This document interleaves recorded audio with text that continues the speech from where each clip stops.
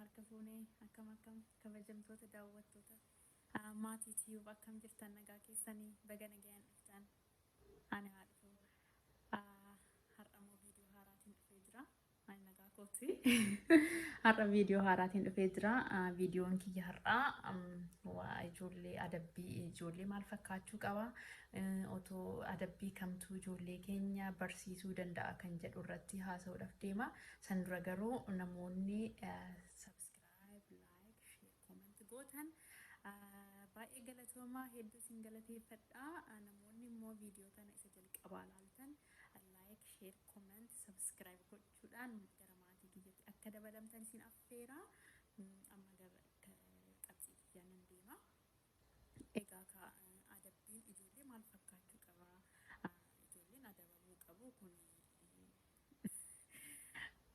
hundumtuu irratti walii gala jedhee yaada ijoolleen adabamuu qabu ijoolleen waan hundaa hin beekanii wanti isaan barbaadan gochuudhaa fi miidhaa qabu gara duubaa deebanii hin laalanii sanii fi ijoolleen adabamuu qabu kan jedhu irratti yaada kanarratti walii galaa garuu ijoolleen akkamitti adabamuu qabu adabbii kamtu immoo ijoollee keenya sammuu isaanii miidhaa guddina isaanii miidhaa qaama isaanii miidhaa ijoollee keenya otoo hin miidhiin isaan barsiisuu danda'a kan jedhu irratti haasaa gabaabumatti ijoolleen rukutamuu yookaan qunxuuxamuu yookaan ijoollee arrabsuu gadi xiqqeessuun faayidaa tokkollee hin qabu seeraanillee hin ayyamamu seerri cimaadha jabaadha ijoollee keenya nu dhabsiisuullee danda'a saniif kanarraa of qusachuun baay'ee barbaachisaadha inni kan ijoollee keenya illee sammuu isaanii miidhaa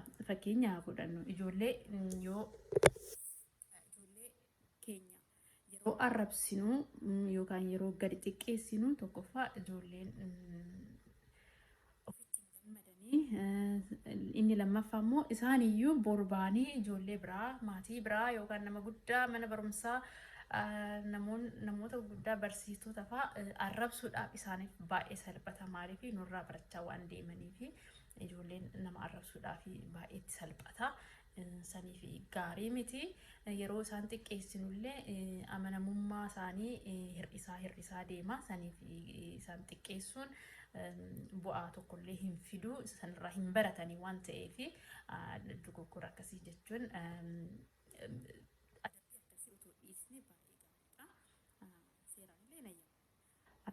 suni jechuun ijoollee keenya akkamitti adabnee adabbiin biraa hin jiru jechuu garuu miti adabbiin baay'eetu jira manni barumsaan kan itti fayyadamu oolmaan daa'immanii kan itti fayyadamu akka qorannaatti illee baay'een qorannaa baay'eetu adabbii gaariidha jedhanii kan baasan baay'eetu jira san intarneet irra illee seentanii namoonni intarneet argachuu dandeessan barreessitanii akkasitti otoo dubbistanii baay'ee argattu baay'ee irraa barattu jedhee yaada ani har'aaf kan qabadhee isinitti himaa tokkoffaan adabbiin gaarii ijoollee umrii 3 irraa aga umrii 8 baay'inaan kan hojjetu time out kan jedhamu kana time out jechuun kallattiidhaan hiikkaasaa afaan oromootiin hin argame dhiifama guddaa namoonni beektan garuu komentii jalatti naa barreessa anillee nan baradha wajjumaan barachaatuman deemna garuu maal inni time out kan jedhu afaan oromootiin ibsuu nan danda'a time out kan jennu ijoolleen yeroo balleessanii tapha isaanirraa wanta jaallatan sanirraa wanta bakka tokko sirreessinee bakka tokko murteessinee isaan kaa'u yookaan teechisu yookaan isaan dhaabuu jechuudha.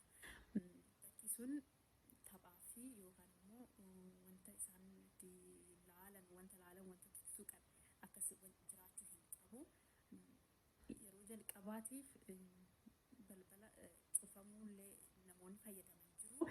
Garuu akkuma ijoollee keessantu murteessa jechuun ijoolleen obsa guddaa qabu. Ijoolleen obsi isaanii obsa nama guddaa caala.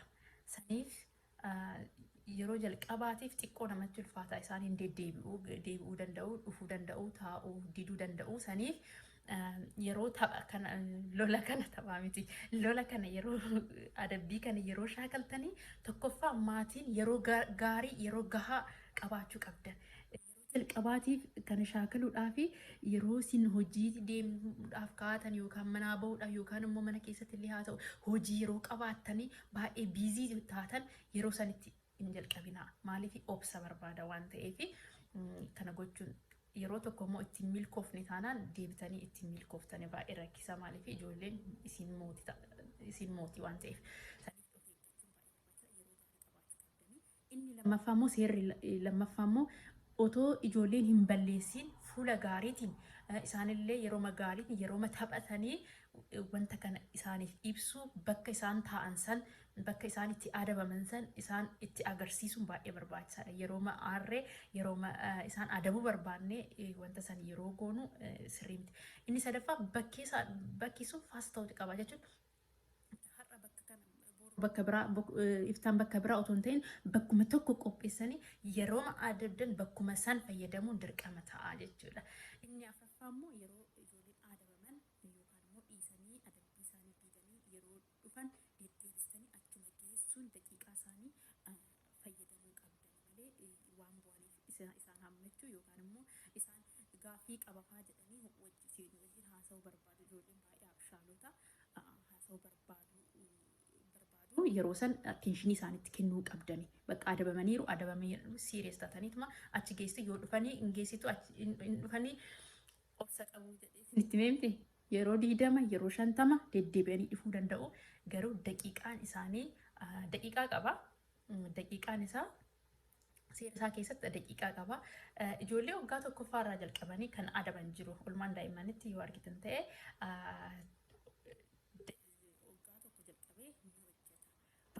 garuu waggaa 3 aga waggaa 8 waggaa 7 waggaa 8 baay'ee effective ta'ee jechuudha.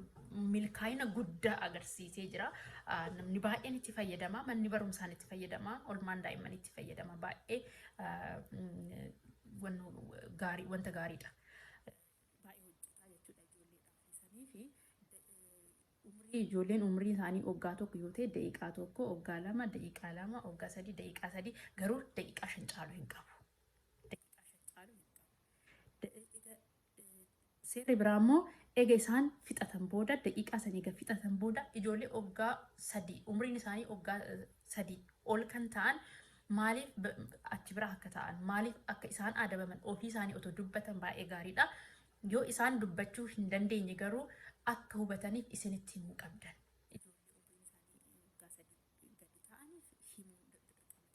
Garuu waggaa 3 caalaa ijoolleen ta'an isin otoo itti himtan baay'ee gaariidha. Isaan otoo isinitti himanii baay'ee gaariidha. Maaliif achi keessatti hubannaa horatanii hin hubatanii isinillee achirratti yaada keessan kennachuu ni dandeessu. Saniif jalqaba maaliif achi biratti adabamti har'a maaliif as biratti adabamuu dandeessi jettanii wanta sana isaan gaafattan baay'ee gaariidha. Inni hojjeta garuu obsi keessan ammallee irra deebi'een dubbadha. Obsi keessan obsa isaanii caaluu qaba. Obsi keessan obsa isaanii caaluu qaba. Yeroo jalqabdanii xiqqoo nama dadhabsiisa. Garuu yoo sirriitti shaakaltanii hin hojjeta. Inni kan biraa immoo yeroo adabdan booda eega fixxan booda yeroo fixxanii jettan wanta adabaman san irratti hojii isaanii xumuruu qabanii. Amma fakkeenyaaf ijoolleen tapha isaanii guuruu diddee adabamte taanaan eega fixxanii isaan dhiifama gaafatanii booda maal godhanii wanta san guuruu qabanii jechuudha. Sanirratti dubbiin achirratti xumuramti jechuudha. Achiin booda egaa akkas godhan booda garuu ijoollee keessan hammachuu akka isaan jaallattan jechaan illee ibsuu fi baay'ee barbaachisaadha. Maaliif kan isaan adabnu loluudhaaf malee jechuun wanta sanarraa akka baratanii fi malee akka sirreessanii fi malee ijoollee keenya jibbinee akka isaan beekuu qabani. Nuti hin beekna yeroo hundaa ijoollee keenya jaallanna. Namni ijoollee isaa rukutu iyyuu karoorfatee ijoollee isaa miidhuudhaaf jedhee yookaan immoo sammuu isaanii miidhuudhaaf qaama isaanii miidhuudhaaf jedhee kan rukutu kan lolu tokkollee hin jiru. Ijoolleen kiyya kanarraa baratti jedheetuma sirreeffachuudhaaf ijoollee gaarii akka isaaniif ta'u hawwaniituma aariidhaan godhanii namoonni baay'een akkas godhu. Egaa godhan boodallee ni gaabbu.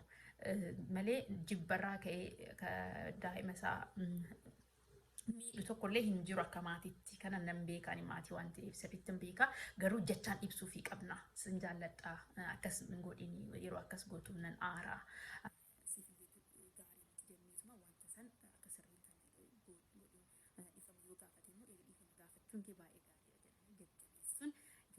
Hammachuun dhungachuun egaa wanta san sirraa'ee booda baay'ee barbaachisaadha jechaan illee ibsuu fi qabna maaliif ijoolleen yeroo adabaman waan isaan jibbine itti fakkaachuu danda'aniif jechaan baasnee itti himuun baay'ee barbaachisaadha. Inni lammaffaa immoo ijoollee waggaa 5 waggaa 8 caalaa kan ta'an waan jaallatan irraa adabu. Aktiviitii ta'uu danda'a, geemii ta'uu danda'a, tiivii ta'uu danda'a. Danda'a wanta isaan jaallatan sanirra adabu garuu ammallee irra deebi'ee kan dubbadhu otoo hin adabiin dura wan maal yoo balleessan maal akka adaban daqiiqaa meeqaaf akka adaban duraan dursitanii isaan wajjin teessanii wajjin haasa'uun baay'ee barbaachisaadha. Yeroo ma'aarru kaanee adabna taanaan lolla taanaan ijoolleen maaltu akka adabsiisu maal akka adabsiisne daqiiqaa meeqa wanta akkasii hin hubatanii sanii fi yeroo hundaa irra deddeebi'anitti godhu jechuudha. Garuu wanta san yeroo haasofne isaan wajjin seera kaawwannee yoo jiraate seera san eeguun baay'ee salphaa ta'a. Nufillee isaanillee hin beeku yoo akkana godhe teevii ilaaluu hin danda'u yoo akkana godhe geemii kee taphachuu hin danda'u yoo akkana godhe danda'u wanta akkasii jechuun wanti isaan jaallatan sanirra adabuun innillee ni hojjeta. Daddafeen dubbadhaa viidiyoon kiyya akka jalaa hin dheeranne inni kan biraa immoo jecha gadi qabanii dubbachuu yookaan maqaa isaanii ta'uu danda'a. Kun baay'ee nama gargaara especially public jechuun bakka namni itti baay'atu karaarra fa'aa suuqii fa'aa yeroo fuutanii deemtanii adabbii kana mana keessatti shaakaltee yoo itti milkooftan baay'ee nama gargaara. Maqaa isaanii amma fakkeenyaaf ibsaa haa ibsa yeroo jennuufi lola akka ta'e jechuun wanta sirriin taane yeroo godhu jecha isaa gadi jabeessine yoo fayyadamna ta'e duraaniyyuu jechuudha. Konkolaataa yeroo inni fiiguu konkolaataatti dhufuu danda'a yeroo san maqaa isaa yeroo waamnu mucaan sun hin dhaabbataa jechuudha. Jecha keenya keessaa ni hubata lola yookaan immoo wanta sirriin taane tokkotu uumamaa akka jiru ni hubata jechuudha. Saniif kanallee fayyadamuu dandeessu. Inni kan biraa immoo yeroo ijoollee keenyatti haasofnu yookaan yeroo lollu dhaabbannee ta'uu hin qabu. Yookaan immoo jilbeeffannee fuulli keenyaa fi fuulli isaanii walitti dhufuu qaba. Ija keenyaan ija isaanii laaluu qaban isaanillee nutillee ija isaanii keessatti laalaa dubbachuu danda'uu qabna. Isaanillee ija keenya keessa laaluu qaban. Saniif yeroo otoo teenye yookaan immoo otoo jilbeeffanne baay'ee gaariidha. Ijoollee xixiqqoodhaaf yeroo wajjin haasofnu yeroo san attentionii kennanii dhagahuu jechuudha. Wanta serious akka ta'e ni hubatu. Kunillee adabbii tokko inni kan biraa immoo lola xixiqqaa ofirraa hir'isu jechuun amma nuti waanuma xixiqqoo yeroo wacanillee yeroo ijoolleen fiffiiganillee mana keessatti akkasiin godhina lolli yeroo mana keessatti baay'atu ijoolleen maal ta'aa deemu yeroo wanta guddaa balleessanillee yeroo lolluuni normal jedhanisuma bakka fudhatu jechuudha. Akka serious ta'e yookaan immoo kuni wanta jabaa akka ta'e hubachuu dadhabu. Saniifi baay'ee barbaachisaadha. Wanta xixiqqaa ijoolleen ni balleessu ni beekna. Yoo miidhaa guddaa hin fidu ta'e ofirraa dhiisu akkasitti otoo malaallu akkuma nama laallee taanee darbuu danda'uun baay'ee barbaachisaadha. Maaliif gatii guddaa kennan yeroo nuti lolli keenya xiyyeeffannoo guddaa argata ijoollee keenya biratti garuu waanuma xixinnoodhaaf illee waanuma guguddaaf illee waan hundumaaf illee hin lolla taanaan ijoolleen lola keenya akkuma haasaatti nu jalaa fudhachuu danda'u jechuudha. Ijoolleen salphaa miti ijoollee guddisuun saniifi wanta akkasii irratti otoo hojjettan gaariidha. Har'aaf kanuma qabaanatti fakkaata viidiyoon kiyyallee akka hin dheeranne isinillee akka hundumaa dhaggeeffattanii akka hubattanii jedhee asirratti dhaabaa waan dhaggeeffattaniif baay'ee galatooma. Like, share, comment, subscribe gochuu hin dagatina komentii naa barreessa gaafii yoo qabaatan illee naa barreessa yeroo gaarii qabaadhaa har'a kana fakkaata yeroo biraa immoo yaada biraatiin wal arginaa hayyee nagaatti